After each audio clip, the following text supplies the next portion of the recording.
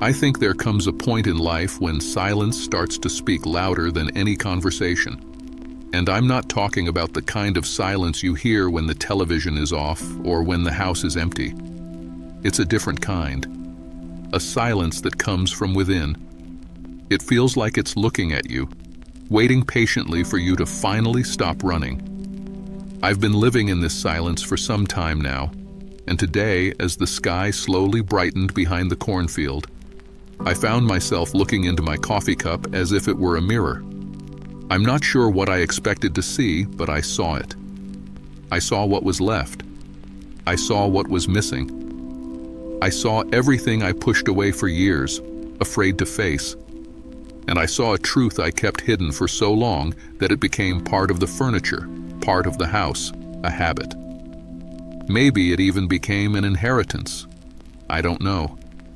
I only know that today it asked to come out, and I felt it was time to let it.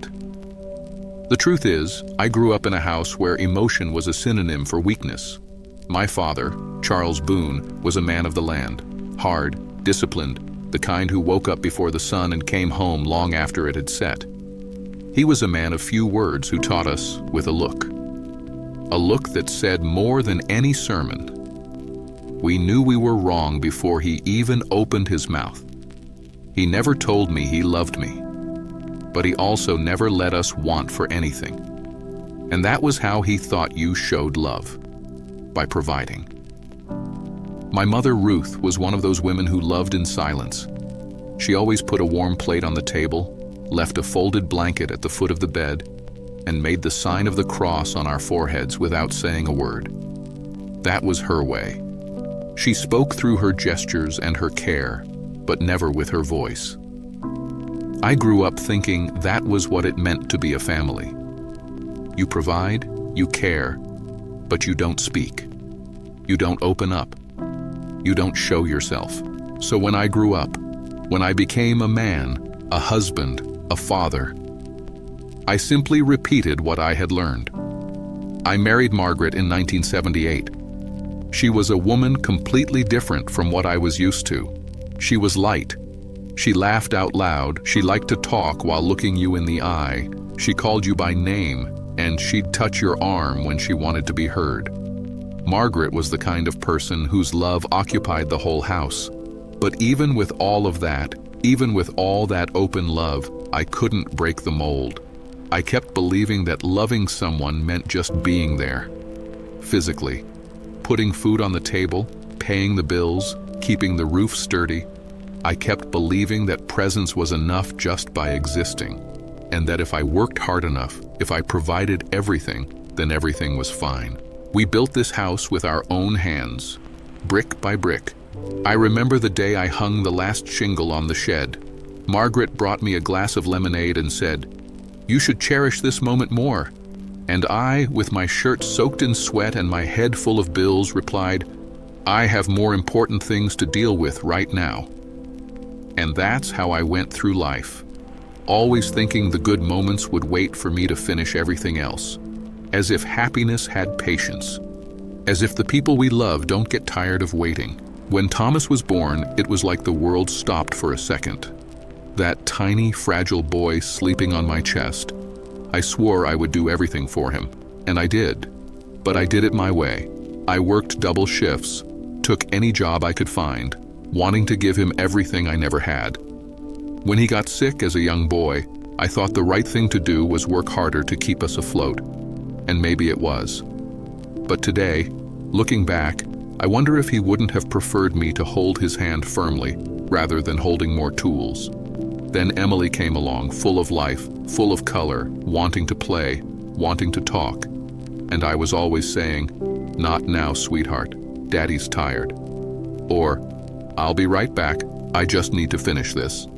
I said those things as if time were infinite, as if children don't grow up in silence. I'm not saying this to be dramatic or to blame myself. I'm saying it because today, in this silence that remains now that the house is empty, I've started to hear things I didn't hear before. I've started to see cracks that were there for a long time, but that I never stopped to face. And now, I'm here. with this truth in my hands. A truth I hid even from myself. And if you stay, I want to tell you. Because maybe it's your truth too. Thomas survived. Against all odds, against the doctor's lowered eyes, and even against my own faith, he survived. It was a long, ugly fight, and I'll never forget the sound of the hospital monitors, the smell of disinfectant, or the exhausted look on Margaret's face as she held his hand tight night after night. While she slept in hard chairs and fed our son with sweet words, I was in the workshop, working night after night, thinking that was my role. And maybe it was. But looking at it now, what weighs on me isn't what I did. It's what I didn't do. I wasn't there. I didn't see it up close. I wasn't the face he saw when he woke up afraid. And when he finally finished that battle and we came home, instead of changing, I held on even tighter to what I believed was right. I went back to work as if nothing had happened. As if the worst was over and now we just had to move on. As if you could walk away from something like that, unchanged. Emily was always more sensitive. A child full of imagination, she'd bring me colorful drawings, made-up stories, and ask me everything. And I was a tired father. A man who answered in one-word sentences, who looked over the top of the newspaper, who smiled in a hurry. She would talk, and I wasn't really listening. I was there, but I wasn't. And the cruelest part is that this kind of absence isn't violent. It's slow, subtle. It seeps through the cracks of everyday life. You don't see it coming, but by the time you notice, it has already taken over the living room, the kitchen, the whole hallway. And worse, the children learn to accept it. They learn that their father doesn't listen, doesn't ask, doesn't stay. They don't rebel. They just withdraw. And that's what happened. By the time I realized it, Emily was already calling me sir at the dinner table. That broke me. It was as if she had held up a mirror and forced me to look at myself.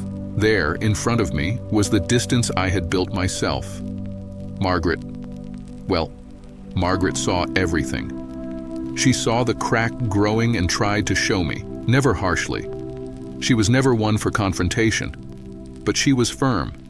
Subtle, but firm. She had a way of speaking that cut right through. One night, the house was quiet, the children were asleep, and she looked at me calmly and said, "Have you noticed how Thomas watches you when you walk into the house?"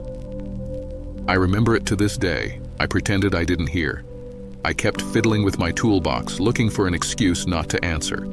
But I heard it, and it hurt, because I knew it was true. I just didn't want to admit it. But the scariest part of all was that no one complained. Not her, not them. The absence was accepted, normalized. And that is the most dangerous kind of loneliness. The kind that happens even when the house is full. The kind that grows slowly, like weeds in the yard. And by the time you notice, it has covered everything. Back then, I still hadn't realized. I just thought I was tired. That it was all part of the deal. That working, providing, and securing tomorrow was more important than sitting on the floor with my children today. And maybe it was, to someone who learned that love is silence, that presence is a job, and that affection is weakness. But now I'm not so sure. What no one tells you about time is that it doesn't make a sound as it passes. There's no siren, no warning, no sign saying, "last chance." It simply leaks out of the days like water from a broken bucket, and we only notice when we look inside and see there's almost nothing left. I realized this gradually, without one big event or immediate shock. First, the conversations got shorter.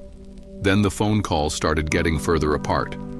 Thomas called less often, always quick, always in a hurry. Emily sent more formal messages, less personal. And Margaret became quieter. It wasn't an obvious sadness. It was a tiredness that didn't ask for help. The tiredness of someone who has already asked too much and learned to get by on her own. I thought that was just the natural course of life. Children grow up, routines change, people get older. I repeated that to myself like a comforting prayer. Except one day that explanation stopped working. It was Margaret's birthday. I woke up early, as usual, and set the table the way she liked. I put out the tea, the cornbread, the embroidered napkin she insisted on saving for special occasions. Everything was exactly as it should be, except for one detail impossible to ignore. Her chair was empty. That absence wasn't just physical. It was a symbol of everything I had let slip away while there was still time to live it. I stood there for a few seconds, looking at that empty spot as if I were waiting for her to walk through the door at any moment, complaining about the mess in the kitchen or asking if I'd put too much sugar in the tea. But the house remained silent. A heavy, final silence that left no room for fantasy. I sat in that chair, and for the first time in many years, I let the tears come without fighting them. It wasn't just about missing her. It was about the late understanding, about the clarity that comes when there is no longer a way to fix things. I began to see with painful sharpness all the small choices I made, believing I was building something solid, when in reality, I was pushing away the very thing that sustained my life. And it was there, on that cold kitchen floor with the cup in my hands and the whole house watching me in silence, that I finally managed to say to myself what I had avoided for decades. The truth I kept for years is that I confused responsibility with love. I confused physical presence with emotional presence. I traded laughter at the table for spreadsheets, long conversations for goals, and touch for efficiency. I repeated the model I was taught without questioning it, as if it were a law of nature, and I only realized the damage when there was no one left to receive the man I was finally ready to be. The hardest thing to accept wasn't recognizing the mistake. It was understanding that no one owed me an explanation, a demand, or forgiveness. They simply moved on with their lives the best they could, adapting to the absence I had normalized inside my own home. I didn't lose my family to a great tragedy.